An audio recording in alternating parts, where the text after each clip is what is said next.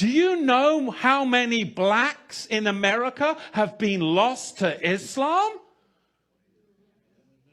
It's outrageous. That's not your tribe. Your tribe is Judah.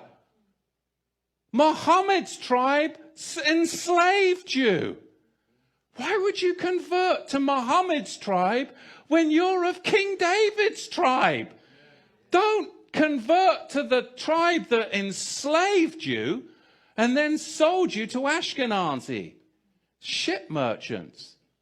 More black Negroes have been lost to Islam in the 20th century than any other believing, Bible-believing group. It's outrageous because they don't want you to know who you really are and what tribe you're from, but you're not from Muhammad's tribe. For Libya, throughout the last 2,500 years, the main factors that have contributed to the social migration of the Jews were wars, religious persecution, and commerce. All these factors were operating and gave rise to the African Jewish population. In the year 65 BC, the Roman armies under General Pompey captured Jerusalem. In 70 AD, General Vespasian and his son Titus put an end to the Jewish state with great slaughter. During the period of the military governors of Palestine, many outrages and atrocities were committed against the residue of the people. During the period from Pompey to Julius, it has been estimated that over 1 million Jews fled into Africa, fleeing from Roman persecution and slavery. The slave markets were filled with black Jewish slaves. And the kingdom of Judah was established in West Africa, which means that they established a royal kingdom in that specific area of Africa, and they also took their traditions with them, as well as many other African countries that they were scattered throughout. That's why when you read the book of Isaiah, specifically Isaiah chapter 11, it says that God will gather the children of Israel from many countries that are in Africa. But let's continue to read. Many nations transported the Jews into slavery, and the sons of Israel transmigrated to every continent. And what did Jesus say in Luke chapter 21 verse 24? That you will be led away captive throughout all of the nations, and that Jerusalem will be trodden down of the Gentiles until the time of the Gentiles is fulfilled. And you have many Jews in Africa who are waking up and realizing who they are, as well as Jews in America. But let's continue. It says the Jewish philosopher Philo, who lived in Alexandria, Egypt, said that 1 million Jews resided in Libya and Egypt from the Katabalamos to the borders of Ethiopia. Now this next section is very important because often African Americans are told that you are sub-Saharan Africans. But this is something very interesting. It says the Byzantine emperors in the 5th and 6th centuries persecuted the Jews constantly. Therefore, multitudes of Jews were compelled to migrate into the Sahara Desert to the south. By this time, the Sahara Desert was heavily occupied with black Jews. And these black Jews, I'm not reading the book, but I'm just explaining history. These black Jews were later sold into slavery throughout all of the world. This is the history that we learn in school, but we don't learn anything prior to that time. Now let's keep reading from Babylon to Timbuktu. It says the Black Jewish Empire of Ghana. The ancient Black Empire of Ghana was established in the Western Sudan. During the colonial period, the Western Sudan was called French West Africa. The northern boundary of this region is the Sahara Desert. The western and southern border is Lake Chad. Some rivers of this region are the Senegal, the Gambia, the Volta, the Benin, the Logan, and last but not least is the famous Niger River. This river flows from the Guinea highlands northeast to the famous cities of Timbuktu and Gao. And then it makes a sharp turn and flows southeast towards the city of Benin in Nigeria. In ancient times, the Carthaginians from North Africa penetrated the Sahara Desert in the Western Sudan during the 2nd and 3rd centuries BC. When North and Eastern Africa had amassed over 1 million Jews, these Jews began a continuous migration to the region of the Niger River.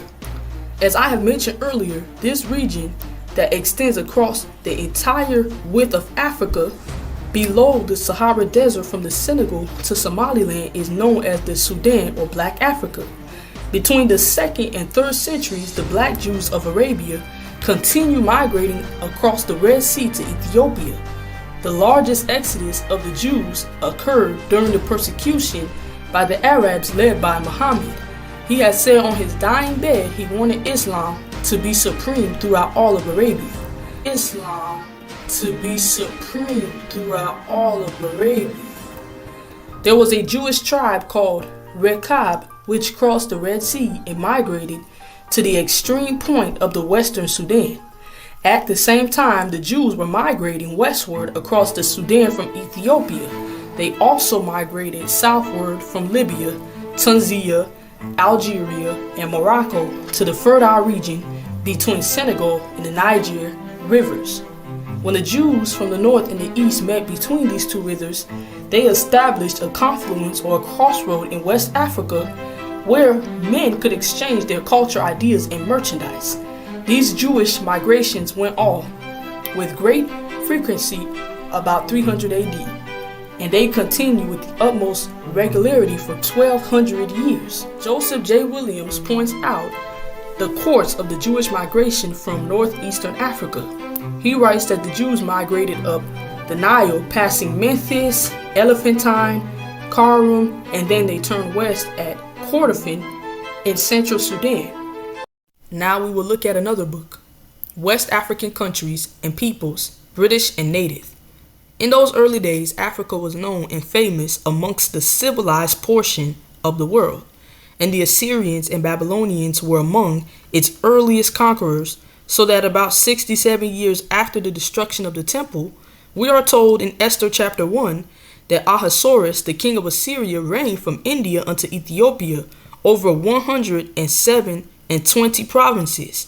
And since the king of Egypt was considered lord of the people of Ethiopia or Sudan, we read in Isaiah that the king of Assyria led away the Ethiopians captive, young and old, naked and barefooted, to the shame of Egypt.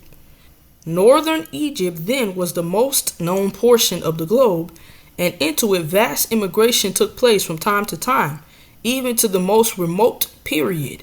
The 10 tribes of Israel, after they were left to follow the dictates of their own mind, and during the commotion and destructive warfare which ensued, to escape utter extermination, migrated, according to the usage of the times, in vast numbers into various countries, but principally into northern Africa, as it then presented the safest and easiest route. Once settled, every commotion and intestine war had the most powerful effect of inducing these migratory bands to shift their abode still further, and so lose all connection with the other branch of the tribe. As hundreds of years pass on, and generation after generation roll away, they lose a great many of their habitats and customs, becoming more amalgamated with the population with which they associate. But when Mohammedanism, which by the way is simply just another name for Islam, overspread northern Africa, destroying by fire and sword all of those of another religion, the Israelitish descendants or the inhabitants occupying the central portion of Africa passed forward, seeking shelter to the south and the west.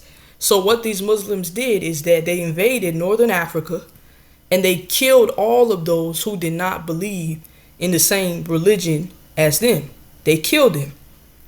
They also enslaved many of them. They tried to force their religion on many of them. There was even another source that talked about how they burned their holy records. They tried to force this religion upon the people. Those that did not accept it, they killed them. That's what they did. Islam is not originally our religion. The Bible listed our culture and our history, not Islam. From Israel, this is Ola, the daughter of Jethro, and I just heard that you black people that was stolen from Africa to America, that you don't know who you are, but you are the children of Yahweh, the children of Israel, the children of Israel.